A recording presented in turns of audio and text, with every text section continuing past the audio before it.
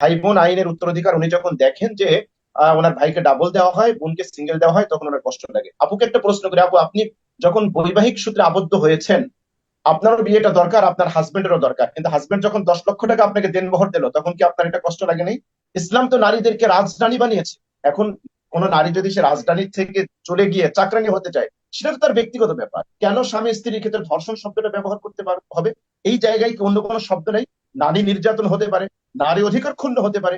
আমাদের নার্গিস বানু আপু তিনি বললেন যে নারী সমাজ প্রতিবাদ করেনি, এটা সঠিক নয়, হয়তো ওনার দৃষ্টিতে পড়েনি।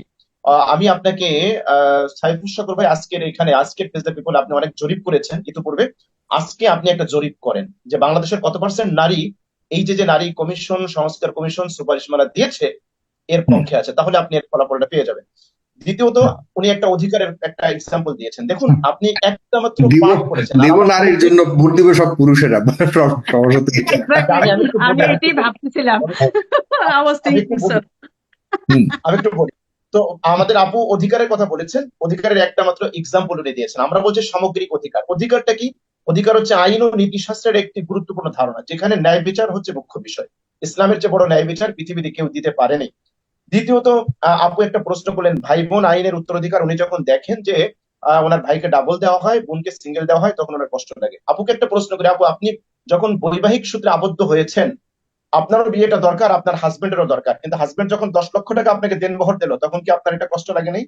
যে আমাকে কেন 10 লক্ষ টাকা দিবে, আমারও তো হাজবেন্ডকে 5 লক্ষ টাকা দেওয়া আপনি উচিত। কি করে জানলেন আমি যে আমি সব? একটু না, শেষ করি, আপনি আমার একটা বলবেন প্রশ্ন বলবেন ভাই, আপনারা তো আমি খুব বলবেন ক্লিয়ারলি বলে দেন, কিন্তু সমাজের কত পার্সেন্ট আমি মহিলার বিয়ে হয়নি? সমাজে কত আমি পার্সেন্ট একটু বলি বাবাদের শুধু মেয়েরা আছে?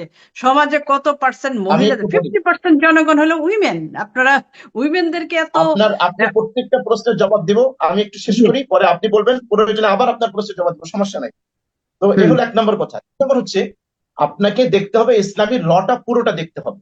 আপনি ধরুন আপনি একজন মেয়ে, আপনি স্ত্রী হিসেবে পাচ্ছেন, বোন হিসেবে পাচ্ছেন, মা হিসেবে পাচ্ছেন, আপনার হুম। অনেকগুলো পাওয়ার ক্ষেত্র আছে, কিন্তু আপনার খরচের জায়গা নেই। আপনি যদি ইসলামিক ল দেখেন, আপনাকে পুরো ইসলামিক লটা সামনে আনতে হবে। আপনি ইসলামিক ল এর একটা ধারা নিয়ে প্রশ্ন উত্থাপন করতে পারবেন না। আমি সহজ একটা এক্সাম্পল দিই, তাহলে এরপরে আমি আমার মূল আলোচনায় যাচ্ছি। এক্সাম্পলটা হলো, ধরুন একজন ব্যক্তির মাসিক আয় হচ্ছে 10 টাকা, আরেকজন ব্যক্তির মাসিক আয় হচ্ছে 20 টাকা। এখন মাস শেষে যদি আপনি ব্যালেন্স শিট তৈরি করতে চান, তাহলে আপনাকে আয় এবং ব্যয় উভয়টা দেখতে হবে। যে ব্যক্তির মাসিক আয় হচ্ছে 20 টাকা, তার মাসিক ব্যয় হচ্ছে 18 টাকা। আর যে ব্যক্তির মাসিক আয় হচ্ছে 10 টাকা, তার মাসিক ব্যয় হচ্ছে 5 টাকা, বা নাই বললেই চলে। তাহলে মাস শেষে কার ইনকাম বেশি হবে? যে ব্যক্তি 10 টাকা ইনকাম করে তার আয়টা বেশি হবে। দ্যাট ইজ ইসলামী ল। এটা আপনাকে বুঝতে হবে।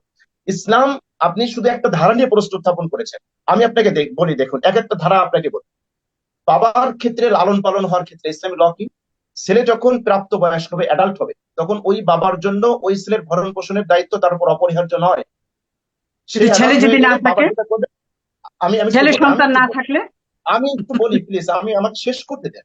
আমাকে জি, শেষ জি, করতে দেন। জি, আপনার বলুন। যত প্রশ্ন আছে, আপনার যত বলুন। প্রশ্ন আছে আমি জবাব দেবো, কিন্তু আমাকে একটু জি। শেষ করতে দেন। আপনি একটা হুম। একটা করে করেন। তাহলে ধরুন একটা ছেলে আছে, বাবার একটা মেয়ে আছে। তো ছেলেটার ভরণ পোষণ কতক্ষণ পর্যন্ত বাবা দিবে? ছেলে অ্যাডাল্ট হওয়া পর্যন্ত, এটা ইসলামী ল। মেয়ের কতক্ষণ পর্যন্ত ভরণ পোষণ দেবে? এখানে অ্যাডাল্টের কোনো প্রশ্ন নেই। এই মেয়েটা যতক্ষণ না পর্যন্ত স্বামীর ঘরে না যাবে, ততক্ষণ পর্যন্ত বাবা তার ভরণ পোষণ দিতে বাধ্য। তাহলে বাবার কাছ থেকে ভরণ পোষণ পাওয়ার ক্ষেত্রে মেয়ে অগ্রাধিকার পাচ্ছে। দ্বিতীয়, কোনো কারণে যদি এই মেয়েটা তালাক প্রাপ্ত হয় অথবা স্বামী মারা যায়, সে যদি বাবার কাছে ফিরে আসে, বাবার অ্যাবিলিটি থাকলে মেয়ের ভরণ পোষণ দিতে সে বাধ্য, বাবাকে দিতে হবে। বাবা না থাকলে ইসলামী ল কি? বাবা না থাকলে ইসলামী ল হচ্ছে বড় ভাইকে এই বোনের ভরণ পোষণের দায়িত্ব নিতে হবে। সুতরাং ইসলাম তো মেয়েদের খরচের কোনো জায়গা রাখে নাই, টোটাল দায় দায়িত্বটা পুরুষের করে দিয়েছে।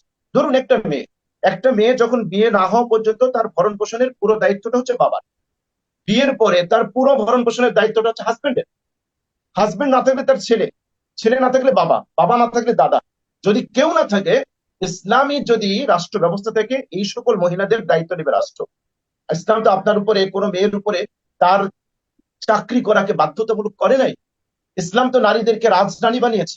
এখন কোন নারী যদি সে রাজধানী থেকে চলে গিয়ে চাকরানি হতে চায়, সেটা তো তার ব্যক্তিগত ব্যাপার।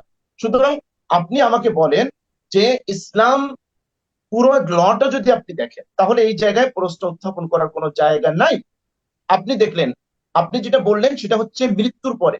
জীবদ্দশায় ইসলামী ল হচ্ছে, জীবদ্দশায় কোনো ব্যক্তির একটা ছেলে আছে একটা মেয়ে আছে, এই জায়গায় সে ছেলেকে 500 টাকা দিবে আর মেয়েকে 200 টাকা দিবে, ইসলাম এটা অ্যালাউ করে না। ছেলেকে যদি 500 টাকা দেয় জীবদ্দশায়, মেয়েকে 500 টাকা দিতে হবে। ছেলেকে যদি 1000 টাকার একটা জামা দেয়, মেয়েকে 1000 টাকা জামা দিতে হবে। এখানে কোন ধরনের কোনো তারতম্য চলবে না। স্পষ্ট হাদিস আছে, নোমান ইবনে বাশীর রাদিয়াল্লাহু তাআলা আনহু, তার থেকে হাদিস আসছে। তিনি বলেন যে আমার বাবা আমার হাত ধরে রসুলের কাছে নিয়ে আসছে, এসে বলে, ইয়া রাসূলুল্লাহ, আমি আমার এই ছেলেটাকে স্পেশাল কিছু দিতে চাই, তার মা খুব পীড়াপিড়ি করতেছে, আপনি সাক্ষী থাকুন। নবীজি বললেন, তোমার কি আর কোনো সন্তান নেই? আছে। সব সন্তানকে কি সমান দিয়েছো? তিনি বললেন যে না। নবীজি বললেন, এই জুলুমের সাক্ষী আমি হতে পারবো না। দেখুন ইসলামের ব্যবস্থা কত চমৎকার। তার মানে হচ্ছে জীবদ্দশায় আপনি ছেলে আপনাকে পরবর্তীতে কামাই করে খাওয়াবে, এজন্য ছেলের প্রতি আপনার একটা এক্সট্রা ভালোবাসা থাকবে, এক্সট্রা দরদ থাকবে। ছেলেকে আপনি ইংলিশ মিডিয়ামে পড়াবেন আর মেয়েকে যেমন তেমন একটা স্কুলে পড়াবেন, নো, ইসলাম এটা অ্যালাউ করে না। ইসলাম এই জায়গাটায় একেবারে 100-100 সমান সমান অধিকার নিশ্চিত করেছে। শুধুমাত্র মৃত্যুর পরে যদি কোনো সম্পদ থেকে থাকে, সেটা বন্টনের নীতি হলো ওই জায়গায়। আমি আরেকটা এক্সাম্পল দিই। ধরুন এক ব্যক্তি মারা গিয়েছে, কোনো এক ব্যক্তি, তার একটা ছেলে আছে, তার একটা মেয়ে আছে। মিরাজ সূত্রে ছেলে পেয়েছে 2 লক্ষ টাকা আর বোন পেয়েছে 1 লক্ষ টাকা। তাহলে এখন এই বোনের বিয়ে হয় নাই, বোনের 1 লক্ষ টাকা নিয়ে ধরুন ইসলামী ব্যাংকে ডিপোজিট করে রেখে দিয়েছে, আর ছেলের 2 লক্ষ টাকা তার কাছে আছে। এখন যতদিন না পর্যন্ত এই মেয়ের বিয়ে হবে, ইসলামী ল অনুযায়ী তার সমস্ত ভরণ পোষণের দায়িত্ব ভাইয়ের। ভাই তার টাকা খরচ করে তাকে বিয়ে দেবে। এখন ধরেন বিয়ের পর্যন্ত তার বোনের পিছনে খরচ গুলো 50,000 টাকা। এরপরে বোনকে বিয়ে দিয়েছে, সেই জায়গায় দেনমোহর হিসেবে সে পেয়েছে আরো 1 লক্ষ টাকা, ফর এক্সাম্পল। এখন হলো বোনের 2 লক্ষ টাকা। এই বোনকে বিয়ে দিতে গিয়ে ভাইয়ের খরচ গেছে আরো 50,000 টাকা, তার 1 লাখ শেষ। এরপরে ভাই বিয়ে করেছে, 1 লক্ষ টাকা স্ত্রীকে দেনমোহর দিয়েছে, এবার ভাইয়ের ব্যালেন্স শূন্য। কিন্তু বোন, তার 2 লক্ষ টাকা আছে। তার এই 2 লক্ষ টাকায় না ভাই হস্তক্ষেপ করতে পারবে, না স্বামীর কোনো অধিকার আছে স্ত্রীর 2 লক্ষ টাকায় কোনো টাচ করার। এজন্য আমার প্রিয় বোন, আপনাকে আমি বলবো যে ইসলামী লটাকে আমাদের পূর্ণাঙ্গ দেখতে হবে। ইসলাম নারীদেরকে খরচের কোনো জায়গা রাখে নাই। এখন আন্দোলন তো করা উচিত ছিল পুরুষদের, যে কেন ইসলামে নারীদের অধিকার দিল, কারণ নারীদের খরচের কোনো খাত নাই, কোনো জায়গা নাই, কোনো খাতই নাই। এরপরও নারীদেরকে উত্তরাধিকার ইসলাম এজন্য দিয়েছে। আমি বলি, আপনি বলবেন, আপনার যে কোনো প্রশ্ন আমরা জবাব দিতে প্রস্তুত, আলহামদুলিল্লাহ। নারীকে এজন্য অধিকার দিয়েছে যে নারীর যদি কোনো ক্রাইসিস মোমেন্ট দেখা দেয়, তাহলে নারী যেন তার আত্মমর্যাদা নিয়ে বাঁচতে পারে। এজন্য ইসলাম কন্যা হিসেবে তাকে উত্তরাধিকারী দিয়েছে, স্ত্রী হিসেবে দিয়েছে, মা হিসেবে দিয়েছে, দাদি হিসেবে দিয়েছে। এবার যদি আপনার কোনো প্রশ্ন থাকে, আপনি এটা বলতে পারেন। আমি আরেকটা জায়গায় একটু টাচ করতে চাই। আপনি ধর্ষণের কথা বললেন, কেন স্বামী স্ত্রীর ক্ষেত্রে ধর্ষণ শব্দটা ব্যবহার করতে হবে? এই জায়গায় কি অন্য কোনো শব্দ নাই? নারী নির্যাতন হতে পারে, নারী অধিকার ক্ষুণ্ণ হতে পারে। আপনি তো স্বামী স্ত্রীর একটা মধুময় একটা দাম্পত্য জীবন, সেই জায়গায় যদি ধরে নিলাম যুক্তিতর্কের ক্ষেত্রে হ্যাঁ জোরের কিছু থাকে, কিন্তু সেই জোরের ভিতরে তো কোনো ভালোবাসার একটা দাবি আছে। হ্যাঁ, যদি এমন হয়েই থাকে যে সেখানে পাশবিকতা কিছু আছে, আপনি ধর্ষণ শব্দ কেন এখানে ইউজ করবেন? আপনি নারী নির্যাতন শব্দ ব্যবহার করেন। ধর্ষণ শব্দটার মানে কি? মানে হচ্ছে একটা, ধর্ষণ শব্দটা সামনে আসলেই আমাদের একটা পৈশাচিক চিত্র আমাদের সামনে চলে আসে, একটা জিঘাংসা, একটা নৃশংসতা, একটা পশুত্ব। সেইটাকে আপনি এনে স্বামী স্ত্রীর এই জায়গায় লাগিয়ে দেবেন, এটা কি স্বামী স্ত্রীর দাম্পত্য জীবনকে মজবুত করবে না আরো ঠুনকো করবে? সেটা আমাদের ভাবার বিষয়। পশ্চিমা সমাজ ব্যবস্থায় আপনি দেখেন, আপনি আমাকে অনেস্টলি বলেন তো, আমাদের দেশের যে পারিবারিক প্রথা এখনো যতটা অটুট আছে, আপনি ওয়েস্টার্ন কালচার দেখেছেন, অস্ট্রেলিয়া থাকেন, ওইখানের পারিবারিক প্রথা কি এতটা মজবুত আছে? নেই। এটা মিকাইল গর্বাচেভ তিনি তার পুস্তিকা বইতে নিজেই লিখেছেন। আমরা শৈল্পিক বিপ্লবের মাধ্যমে নারীদেরকে ঘর থেকে বের করে আমরা কিছুটা অর্থনৈতিক উন্নতি সাধন করেছি বটে, কিন্তু আমাদের নতুন একটা আন্দোলন করা দরকার, যাতে নারীরা আমাদের পারিবারিক প্রথা আমরা অটুট রাখতে পারি। এর বিনিময়ে আমাদের পারিবারিক প্রথা ভেঙে খান খান হয়ে গিয়েছে। আজকে আপনি ইউরোপ আমেরিকার দিকে দেখেন, যখন একজন নারী বৃদ্ধ হয়ে যায়, তার ঠিকানা কোথায় হয়? আজকে দেখবেন সেখানে আপনার সেখানে ওয়ার্ল্ড কেয়ার, সেখানে বৃদ্ধাশ্রম তৈরি হয়েছে। আজকে আপনি দেখেন তো, হতে পারি আমাদের অর্থনৈতিক অনেক অসচ্ছলতা আছে, কিন্তু তারপরেও আমরা, আমাদের মায়েরা, আমাদের বাবারা যখন বৃদ্ধ হয়, আমরা তো তাদেরকে নিয়েই থাকি। এই কালচারটাকে আপনি তো ডিনাই করতে পারবেন না। কিন্তু ওয়েস্টার্ন কালচার আপনি কি দেখেন, সেখানে অর্থের ছড়াছড়ি আসে বটে, আপনার কিছু কিছু জায়গায় আপনারা সেগুলো এনে সেগুলোকে ব্যবহার করতে এক্সাম্পল হিসেবে তৈরি করতে পারেন না। আপনাকে সামগ্রিক টোটাল লাইফ দেখতে হবে।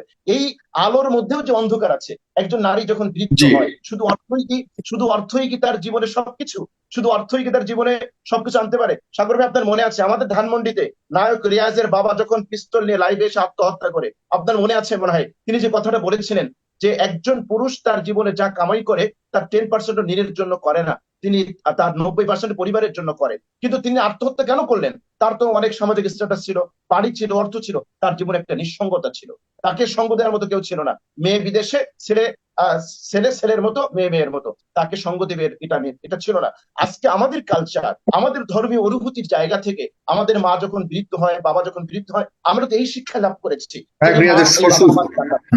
আমি একটু শেষ করছি। এই মা শেষ এই বাবা আমার জান্নাত, আমরা তাদেরকে আগলে রাখি, বুকে রাখি। কিন্তু ওয়েস্টার্ন কালচারে আমরা কি দেখি?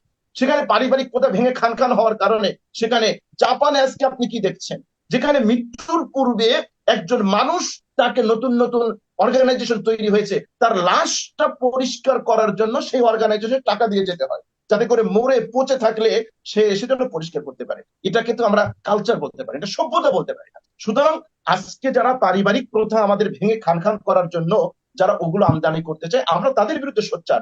তবে আমরা যতটা নারী অধিকারের কথা বলি, আলহামদুলিল্লাহ, আপনি দেখেন নারী নির্যাতনের যতগুলো খাত আছে, যারা ইসলামের প্র্যাকটিসিং মুসলিম তাদের দ্বারাই সবচেয়ে কম। আপনি নারী পাচার বলেন, নারী নির্যাতন বলেন, যৌতুক বলেন, অ্যাসিড নিক্ষেপ বলেন, আরো তালাক বলেন, যত যা বলেন, এর সাথে যারা প্র্যাকটিসিং মুসলিম যত বেশিতে প্র্যাকটিস করবে, তার সাথে এই জায়গাগুলো থেকে বেশি। কেন?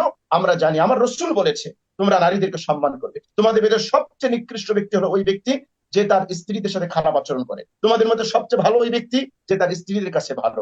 কোরআন বলছে তোমাদের যেরকম অধিকার আছে, স্ত্রীদের অধিকার আছে। সুতরাং আমাদের যেই জায়গাটায় আপত্তি, সেটা হলো নারী নির্যাতনের এত জায়গা আছে, সেই জায়গাগুলো রেখে দিয়ে আপনি যেগুলো আমাদের কোরআনের সাথে সাংঘর্ষিক, যেগুলো ইসলামের সাথে সাংঘর্ষিক, আমার কৃষ্টি কালচার, আমার তাহজিব তামাদ্দুন, আমার সংস্কৃতিকে তো আপনি উপেক্ষা করতে পারবেন না। এই জায়গায় এসে আপনি কুঠারাঘাত করবেন, এটা তো আমরা মেনে নেব না। ধন্যবাদ সাহেব।